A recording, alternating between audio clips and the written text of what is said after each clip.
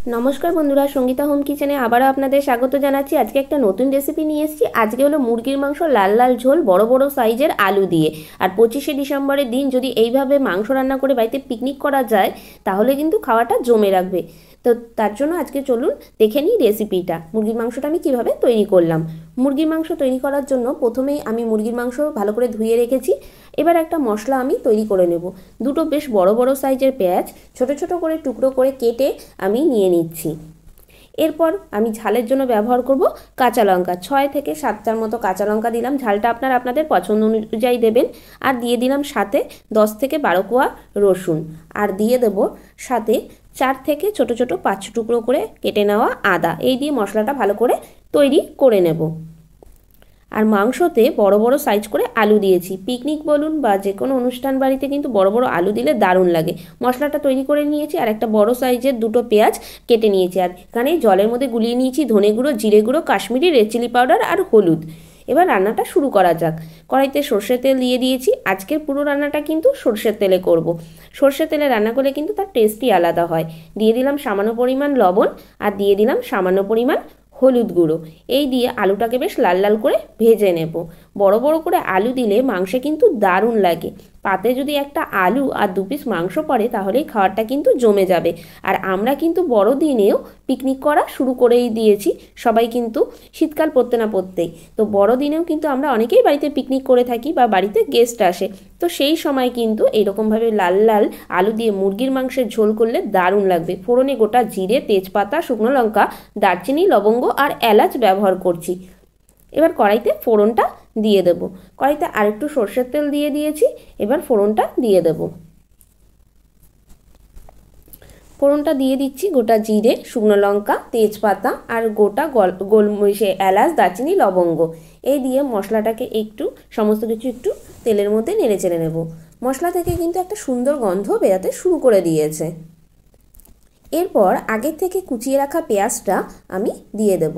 এই রকমভাবে যদি পেঁয়াজ দিয়ে মুরগির মাংস বা খাসির মাংস রান্না করা যায় তাহলে মাংসটা বেশ জুসি জুসি ব্যাপার হয়। আর কালারটাও কিন্তু খুব সুন্দর আসে। কিছুটা পেঁয়াজ তো আমি বেটে দিয়েছি আর তার সাথে কিছুটা তেলে ফেলে দিলাম। এইভাবে দিয়ে পেঁয়াজটা ভালো করে একটু নেড়ে চেড়ে নেব। আর পেঁয়াজ ভাজা হতে কিন্তু খুব বেশি সময় লাগে না। দেখুন বন্ধুরা, পেঁয়াজটা কিন্তু অনেকটাই ভাজা হয়ে এসেছে। গ্যাসের আগুন কিন্তু লো টু মিডিয়াম করে রেখেছি। হাই করে দিলে পেঁয়াজগুলো পুড়ে যাবে। তাই মিডিয়াম করে এখন মশলাটাকে কষিয়ে নেব। পেঁয়াজটা আবারও নাড়াচাড়া করে নিলাম। এবার যে মশলাটা আমি তৈরি করেছিলাম কাঁচা লঙ্কা, আদা, রসুন আর পেঁয়াজ, সেই মশলার পেস্টটা আমি এবার দিয়ে দিচ্ছি। দিয়ে এবার ভালো করে মশলাটাকে কষিয়ে নেব। এইভাবে মাংস রান্না করলে কিন্তু দারুণ সুস্বাদু হয় খেতে কিন্তু। এবার মশলাটাকে খুব ভালো করে কষিয়ে নেব। মশলা যত ভালো কষানো হবে রান্নার টেস্ট কিন্তু তত বেশি ভালো হবে। মশলাটা কষাতে কষাতে এবার যে গুঁড়ো মশলাগুলো আছে সেগুলোও দিয়ে দিচ্ছি। ধনে গুঁড়ো, জিরে গুঁড়ো, কাশ্মীরি রেড চিলি পাউডার আর হলুদ আমি এর মধ্যে দিয়ে দিলাম সামান্য পরিমাণ লবণ দিয়ে। কারণ মশলাটা গুলে নিয়েছিলাম। যদি আমি মশলা এমনি দিতাম তেলের মধ্যে তাহলে মশলাটা পুড়ে যেত। তাই আমি একটু জল দিয়ে গুলিয়ে মশলাটাকে দিয়েছি। দিয়ে এবার খুব ভালো করে নাড়াচাড়া করে মশলাটাকে কষিয়ে নেব। একটু আমি দেব ঢেকে। এখন ঢেকে দিলে মশলাটা তাড়াতাড়ি কষানো হয়ে যাবে। দেখুন বন্ধুরা, মশলা থেকে কিন্তু তেল ছাড়তে শুরু করে দিয়েছে। আর রঙটাও কিন্তু আস্তে আস্তে ধীরে ধীরে আসছে লাল হওয়ার উপর। আমি কিন্তু রঙের জন্য কাশ্মীরি রেড চিলি পাউডার ব্যবহার করেছি আর ঝালের জন্য কাঁচা লঙ্কা। ঝালটা আপনারা আপনাদের পছন্দ অনুযায়ী দেবেন। এরপরে আমি চিকেনগুলোকে দিয়ে দেব। মাংসগুলোকে আমি দিয়ে দিয়েছি। দিয়ে এবার ভালো করে নাড়াচাড়া করে নিচ্ছি। মাংস দিয়ে এবার খুব ভালো করে কষিয়ে কষিয়ে রান্না করব। মাংস দিয়ে এবার ভালো করে নাড়াচাড়া করে নিচ্ছি। আর গ্যাসের আগুন কিন্তু আগেই বলেছি লো টু মিডিয়াম করে রেখেছি। ভালো করে সমস্ত কিছু মশলা মাংসের সাথে মিশিয়ে নিলাম। নিয়ে এবার আবারও ঢেকে দেব কিছুক্ষণের জন্য। আর মুরগির মাংস রান্না হতে কিন্তু খুব বেশি সময় লাগে না। তো ঢেকে দিলাম। মিনিট 5 পর আবার ফিরে এলাম।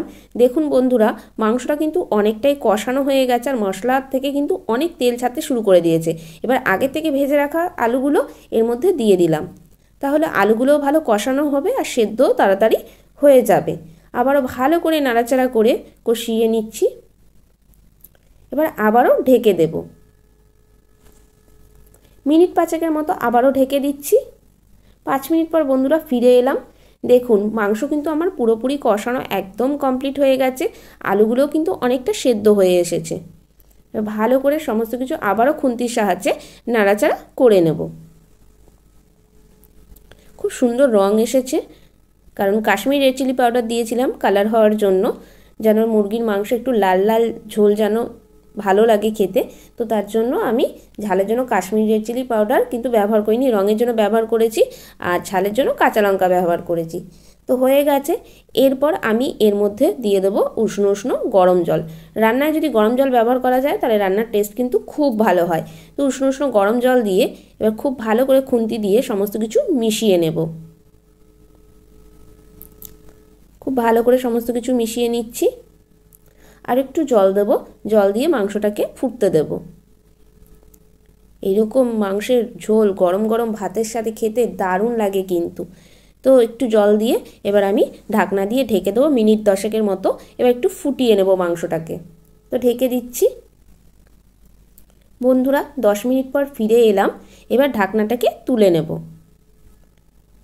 ঢাকনাটাকে এবার তুলে নিচ্ছি। মাংস কিন্তু আমার পুরোপুরি সেদ্ধ হয়ে গেছে, দেখতেই পাচ্ছেন আপনারা। এবার খুন্তি দিয়ে ভালো করে নেড়ে নেব। একটু ঝোল ঝোল রাখবো, যেহেতু গরম গরম ভাতের সাথে দুপুরের খাওয়ার, আর পিকনিক করলে তো অবশ্যই ঝোল রাখতেই হবে, কারণ অনেক লোকের অ্যারেঞ্জমেন্ট থাকে, তো একটু ঝোল ঝোল না রাখলে হয় না। আর দেখুন বন্ধুরা কত সুন্দর রং হয়েছে। আশা করি আপনাদের রেসিপিটা ভালো লেগেছে। যদি ভালো লেগে থাকে তাহলে বরাবরের মতো একটা লাইক দিয়ে দেবেন, কমেন্ট করবেন, প্রচুর প্রচুর শেয়ার করবেন। আর আমার চ্যানেলে নতুন বন্ধু হলে চ্যানেলটা সাবস্ক্রাইব করে নেওয়ার অনুরোধ রইল। ভালো থাকবেন।